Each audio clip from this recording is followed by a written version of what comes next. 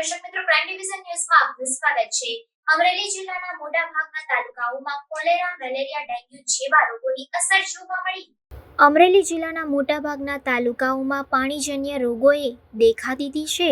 પાણીજન્યથી થતા રોગો જેવા કે કોલેરા, મેલેરિયાની અસર અને ડેન્ગ્યુ જેવી વિવિધ બીમારી જિલ્લાના ઘણા ખરા તાલુકામાં જોવા મળેલ છે। હાલ સરકારી તેમજ પ્રાઇવેટ દવાખાનાઓ દર્દીઓથી ભરાઈ ગયા છે અને ઘરે ઘરે સામાન્ય આ રોગના લક્ષણો જોવા મળી રહ્યા છે। ત્યારે આ બાબતની જાણ મેહુલ ત્રિવેદીને થતાં તાત્કાલિક આ બાબતની રજૂઆત ડિસ્ટ્રિક્ટ હેલ્થ ઓફિસરને કરવામાં આવતા તેમના દ્વારા આવા રોગથી બચવા માટે લોકોએ શું કરવું જોઈએ તે બાબતની જાણકારી આપી હતી। તેમજ ડિસ્ટ્રિક્ટ હેલ્થ ઓફિસરે વધુમાં જણાવેલ હતું કે આપની ઘરની આજુબાજુ જે પાણી ભરાય છે તેમાં બળી ગયેલું ઓઇલ નાખવાથી મચ્છરનો નાશ થાય છે અને છતાં દર્દીઓમાં વધારે રોગના લક્ષણ દેખાય તો નજીકના પ્રાથમિક આરોગ્ય કેન્દ્રએ સારવાર લેવા તુરંત પહોંચી જવું।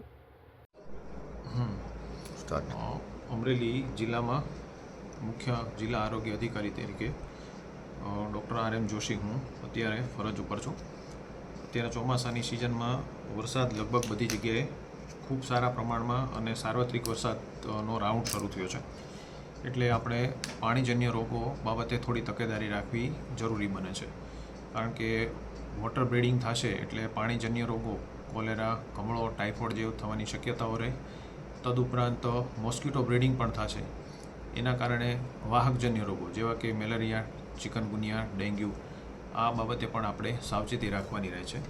એટલે જાહેર જનતાને આ માધ્યમ દ્વારા હું અપીલ કરું છું કે ખાસ તો પહેલેથી આપણે આરોગ્યની બાબતમાં શરૂઆતથી જોઈએ તો આપણા ઘરની અંદર કુંડા છે, કુંજા છે અથવા તો જે ફ્રીજ છે એમાં પાણી ભરાઈ ન રહે, એમાં મોસ્કિટોનું બ્રીડિંગ ન થાય। ઇન્ડોર મોસ્કિટો બ્રીડિંગ થાય તો એ ડેન્ગ્યુ જેવા રોગો માટે જવાબદાર હોય છે।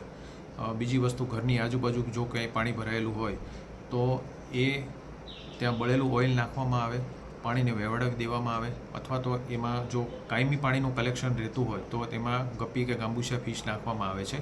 આ કામગીરી અમારી હેલ્થ ટીમ દ્વારા પણ રેગ્યુલરલી કરવામાં આવતી હોય છે અને એ અત્યારે ચાલુ છે।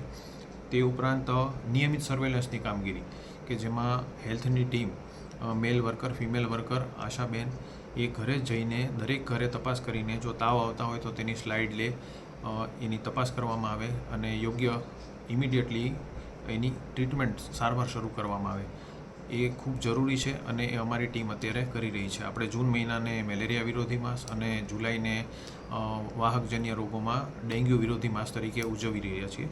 તો એ અનુસંધાને મચ્છર ઉત્પત્તિ સ્થાનો ઓછા કરવાના થાય, પાણીનું કલેક્શન હોય તો ત્યાં એન્ટી લાર્વલ, એન્ટી મોસ્કિટો મિઝર્સ લેવાના થાય છે। જો કોઈને તાવ અથવા એ પ્રકારના સિમ્ટમ્સ જોવા મળે તો એની ઇમિડિયેટલી સ્લાઇડ લેવામાં આવે, લોહીનું પરીક્ષણ કરવામાં આવે અને એની સારવાર કરવામાં આવે। તદુપરાંત અત્યારે જે પાણીજન્ય રોગોની વાત કરીએ તો ક્યાંય પણ લીકેજીસ કે એ જોવા મળે, ઘણી વખત એવું બનતું હોય છે કે ગટરના પાણી પીવાના પાણી સાથે આ સિઝનમાં મિક્સઅપ થતા હોય અને એના કારણે પાણીજન્ય રોગચાળો થાય। લારી ગલ્લાઓ ઉપર વાસી ખોરાક હોય અથવા તો ખુલ્લા ખોરાક રાખવામાં આવ્યા હોય, જે ખાવાની ચીજવસ્તુ ઉગાડી ખુલ્લી રાખવામાં આવી હોય તો તે પણ ન ખાવી જોઈએ। પાણી ક્લોરિનેશનવાળું જ પીવામાં આવે, શુદ્ધ પાણી જ વાપરવામાં આવે। આ તકેદારીના પગલાં રાખવા ખૂબ જરૂરી છે, જેથી આપણે આ પાણીજન્ય અને वाहकजन्य रोगों थी बची सकिए। सर, हमारी चैनल की ओर से आखिरी क्वेश्चन है एक कि अगर ऐसे कुछ लक्षण दिखे तो दर्दी क्या करे? Immediately you will have to consult our health facility nearby you। એટલે તમારી નજીકમાં સામૂહિક આરોગ્ય કેન્દ્ર હોય, પ્રાથમિક આરોગ્ય કેન્દ્ર હોય અથવા તો ગામડે લેવલે છો તો સબ સેન્ટર અથવા તો અમારા હેલ્થનો સ્ટાફ એનો તાત્કાલિક સંપર્ક કરો। તમારા લક્ષણો વિશે એમને માહિતી આપો કે જેથી કરીને એ તમને યોગ્ય સારવાર આપે, સલાહ આપી શકે અને નિદાન માટે જરૂર પડે તો બ્લડ કલેક્શન થઈ શકે અને પ્રિકોશનરી મેઝર જો કાંઈ નિદાન થાય તો તમે સાવચેત રહો, તમારી ફેમિલી પણ સાવચેત રહે અને આજુબાજુના વિસ્તારમાં પણ આ પ્રકારના શંકાસ્પદ કેસો હોય તો એનું નિદાન અને ઝડપથી સારવાર થઈ શકે એ માટે હેલ્થની ટીમ પૂરા મેન પાવર અને લોજિસ્ટિક્સ એટલે દવાઓ અને યોગ્ય જે મટીરિયલ જરૂરી દવાઓ છે, ક્લોરિન છે, TCL પાવડર છે, તેનાથી સજ્જ છે, ઉપલબ્ધ છે અને એક્ટિવ છે।